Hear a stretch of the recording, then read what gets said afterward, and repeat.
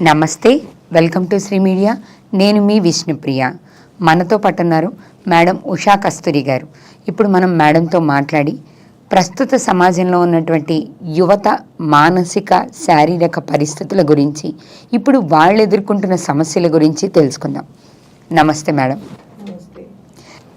In case parents వీళ్ళని ప్రాపర్గా guide చేయడంలో ఫెయిల్ అయ్యారనుకోండి మేడం, ఇప్పుడు తర్వాత వాళ్ళ పరిస్థితి ఎలా ఉందనేది మనం ఈ మధ్య కాలంలో చూస్తున్నాం. ఆ టాపిక్ గురించి అడగబోతున్నాం.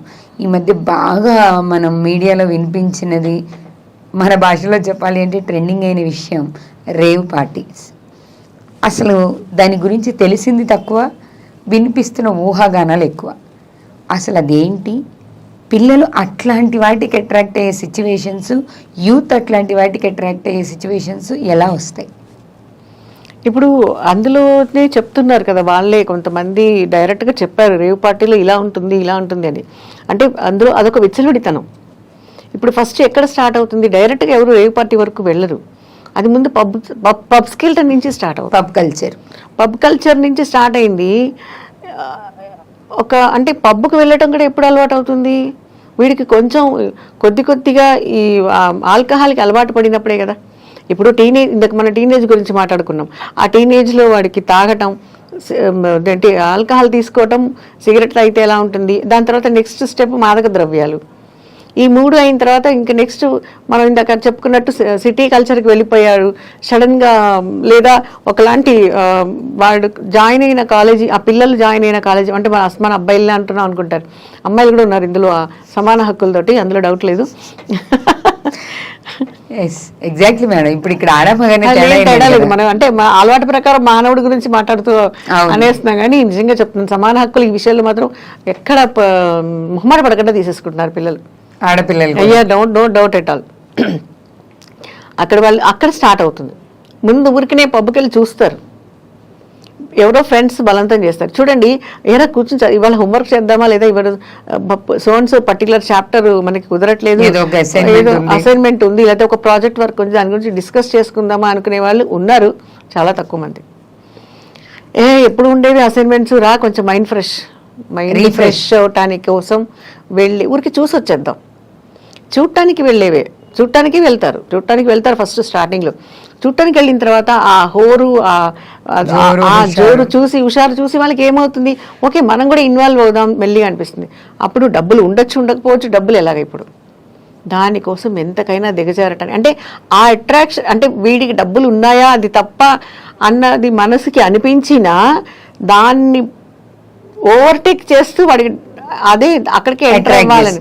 ఇక్కడ రెస్పాన్సిబిలిటీస్ కంటే కూడా అట్రాక్షన్ డామినేట్ చేసినప్పుడు ఏమవుతాడు, ఆ డబ్బుల కోసం ఎక్కడికైనా దిగజారటానికి ఆ పిల్లలు మామాట పడరు.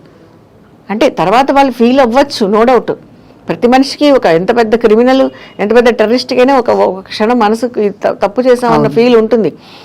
అంటే కాకపోతే అది ఎంత డామేజ్ జరిగిపోయిన తర్వాత లేట్ రియలైజేషన్లో చాలా మందికి ఉపయోగం ఉండదు. వెనక్కి తిరిగి చూస్తే ఏమీ లేదు, నీకే కాదు, నీ తర్వాత నీ ఫ్యామిలీ, నీ బ్యాక్గ్రౌండ్, అసలు నెక్స్ట్ ఇంకా 2 తరాలకి నువ్వు ఒక అగిపుల్ల గీసి పెట్టావు, అది మండుతూనే ఉంది కారసిచ్చు. అంతే కదా. ఒక పొరపాటు 2 తరాలకి అలా కంటిన్యూ అవుతూనే ఉంటుంది. పొరపాటు, గ్రహపాటు, ఏదైనా సరే, యాక్సిడెంట్ ఏదైనా సరే, ఒక 2 తరాలు ఎఫెక్ట్ ఉంటుంది, కంటిన్యూ అవుతుంది. అంటే ఇప్పుడు వీళ్ళ రెస్పాన్సిబిలిటీస్ కంటే అట్రాక్షన్స్ డామినేట్ చేసినందువల్ల వాళ్ళు అక్కడ వెళ్ళిపోతున్నారు. ఇప్పుడు వాళ్ళ గురించి అవి వేయకూడదు అంటూ మరి గవర్నమెంట్ వాటికి ఎందుకు పర్మిషన్ ఇస్తుంది? ఇది క్వశ్చన్ మార్కే కదా. ప్రతివాడు అడిగేది ఇదే.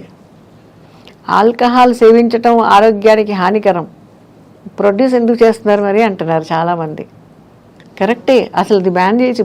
ఇప్పుడు చాలామంది, ఇప్పుడు మేము కూడా వెళ్ళాం మా క్యాంపెయినింగ్కి, కార్బొనేటెడ్ కూల్ డ్రింక్స్ తాగొద్దు, బాటిల్డ్ డ్రింక్స్ తాగొద్దు అని చెప్తాం. ప్రొడ్యూస్ ఆపేస్తే ఈ గొడవ ఉండదు కదా. ఇన్కమ్ సోర్సెస్ కదా మేడం. ప్రొడక్షన్ ఆపేస్తే ఇప్పుడు దాని మీద బతికే ఇన్కమ్, ఈ తర్వాత ఆ ఇన్కమ్ని అనుభవించడానికి మనుషులు భూమి మీద ఉంటేనే కదండి. కదా. ఇప్పుడు దాని మీద అప్పుడు సరే, దాని మీద ఇన్కమ్ కొన్ని స్టేట్స్కి కేవలం ఆ ఇన్కమ్ మీద నడిచాయి అనుకుందాం. ఆ తర్వాత ఇన్కమ్, డబ్బులు ఉంటాయి, మనుషులు ఉండకపోతే, పంట పొలాల్లో భూములు పండించడానికి ఎవడు లేకపోతే అవి తినలేరు కదా. ఇంట్లో బియ్యం డబ్బాలో ఒక గ్లాసు బియ్యం ఉంటేనే అన్నం వండుకొని గంజి కాసుకుని తాగుతాం ఉప్పు వేసుకొని. కట్టలు డబ్బులుంటే అవి తెలియలేం బియ్యం లేకుండా. పిల్లలకి ఆ తేడా తెలియాలి. ఓకే, అది ఎప్పుడు తెలియాలి? పేరెంట్స్ చెప్పాలి. ఇప్పుడు ఒక ప్రాబ్లం వల్ల, ఒక తప్పు వల్ల, ఒక చేసిన తప్పు వల్ల దాని రియాక్షన్ ఎలా ఉంటుంది అన్నది వాళ్ళకి తెలియాలి. ఇప్పుడు మీకు వ్యాలంటైన్ డే సెలబ్రేషన్స్ గురించి పిల్లలకి తెలిసినంత ఒక సినిమా వచ్చింది, మిషన్ వ్యాలంటైన్. ఎవరైనా చూసారా? రక్తం మరుగుతుంది. మన బోర్డర్లో జరిగిన ఇష్యూ అది. ఓకే, సర్జికల్ స్ట్రైక్ అది చూపించాడు. అసలు దాని పేరు నాకు నచ్చింది, ఎందుకంటే ఆ ఫిబ్రవరి మంత్లో జరిగింది కాబట్టి. మిషన్ వ్యాలంటైన్ అని పెట్టాడు. అసలు నిజంగా ఆ సినిమా ఎంతమంది చూసారు? ఇంత ఫేమస్ ఆర్టిస్ట్ అల్లు అర్జున్ది పుష్ప చూసినంత, పుష్ప నోట్లో అందరి నోట్లో నాన్నంత, పేరు చెప్పుకున్నంత సన్ ఆఫ్ సత్యమూర్తి ఎంతమంది చెప్పుకున్నారు చెప్పండి? నా ఇల్లు ఇండియా అంటాడు. ఆ సినిమా పేరేంటి? నా పేరు సూర్య, నా ఇల్లు ఇండియా. ఆ సినిమా ఎందుకు అసలు, ఎంత బ్యూటిఫుల్ కాన్సెప్ట్. ఆ సినిమాని ఎంతమంది చూసి మెచ్చుకున్నారు? ఆ బోర్డర్ గురించి, ఆ సీను ఎప్పుడు కూడా బోర్డర్లో ఏముంది, ఆ బోర్డర్ గురించి నీకు ఎందుకంత క్రేజ్. అందులో ఇంకొక డైలాగ్ చెప్తాడు అల్లు అర్జున్. అందరూ హేమంత్ తప్ప చచ్చిపోయినప్పుడు అందరూ ఏడ్చారు, కానీ నాకు కళ్ళమ్మ నీళ్ళు వచ్చాయి, నేను హేమంత్ తప్పని ఎందుకు కాలేకపోయాను అని. టచింగ్ డైలాగ్ అది. ఆ బోర్డరు ఆ సోల్జర్కి తెలుస్తుంది ఆ కష్టం ఏంటో. ఆ దేశభక్తి ఉన్నవాడికి మాత్రమే అర్థమవుతుంది అది. ఆ సినిమా ఎంత హిట్ అయిందని చెప్పండి. ఆ సినిమాని ఎంతమంది చూశారు? ఆ సినిమాలో సీన్లు ఎంతమంది గుర్తున్నాయి? ఆ బోర్డర్లో ఏముంది అన్నప్పుడు, ఒక సోల్జరు యూనిఫామ్ వేసుకుని గన్ చేతులు పట్టుకుని బోర్డర్లో ఉన్నప్పుడు ఒక సోల్జర్ మైండ్ సెట్ని ఎంత బ్యూటిఫుల్ డైలాగ్ డెలివరీలు చెప్తాడు. ఇన్ని కోట్ల మంది దేశ ప్రజలకి ఇంత ఎత్తు నుంచి నేను కాపలా కాస్తున్నానంటే ఆ గర్వంతో ఆ మంచులో నడుస్తున్నప్పుడు అతని శరీరం అనుభవించే ఆనందం, ఆ పులకరింతని చెప్పే డైలాగులు కళ్ళమ్మ నీళ్ళు వస్తాయి. కానీ జనాలు చూడలేదు. ఎవరు చూస్తారు? అదే అంటున్నాను. ఆ సినిమాని ఎందుకు చూడరు పేరెంట్స్? ఆ సినిమాని పిల్లలకి కూర్చోబెట్టి ఎందుకు చూపించరు? పేరెంట్స్కి లేకపోతే పిల్లలు మనం అనుకుని తప్పు లేదు. ఈరోజు పేరెంట్స్కి ఉండాలి ఫస్ట్ అది. ఆ సినిమా ముందు పేరెంట్స్ చూసి అనుభవించి, ఒరే ఈ సినిమా చూడండి అన్న, ఎంత ఇలా ఉంటుంది మన బోర్డర్లో, ఇలా ఉంటుంది మనకి సమస్య, ఇలా సోల్జర్స్ ఇలా కష్టపడుతున్నారు, ఇలాంటి ప్రాణాలకి తెగించి వాళ్ళు చేస్తున్నారు. అలాంటి పని ఎవరు చెప్తున్నారు? సన్ ఆఫ్ సత్యమూర్తిలో ఒక కొడుకుగా బాధ్యత, ఒక కొడుకు తండ్రి పరువుని నిలబెట్టడం కోసం కొడుకు ఎంత పని, ఏ పని చేయడానికైనా నిలబడే ఒక కొడుకు బాధ్యతని ఎంత బాగా చూపించాడు. ఆ సినిమాని నాన్నలే చూడలేదనుకుంటా నాకు తెలిసి. పిల్లలకి ఎవరు చూపిస్తారు? మరి అదే ఫేమస్ మీ popular cinema actor Allu Arjun చేసిందే. ఈ సినిమాలు అంత హిట్ అయినాయా? అది తేడా. అంటే సొసైటీ ఇప్పుడు మంచిని చూపించట్లేదని కాదుగా మేడం, చూపిస్తున్న మంచిని తీసుకునే సొసైటీలో లేమేమో కదా. యాక్సెప్ట్ చేయట్లే చాలా మంది. ఏముంది లేదు ఆ సినిమా బోర్ అందులో, ఎందుకంటే వాళ్ళకి నచ్చింది ఏమీ లేదు, వాళ్ళకి కావాల్సింది లేదు. నచ్చింది కాదు, ఐఎమ్ టు సే సారీ, వాళ్ళకి కావాల్సింది ఇక్కడ నచ్చటం, అన్ని ప్రతిదీ అడ్డగోలుది నచ్చితే తప్పు.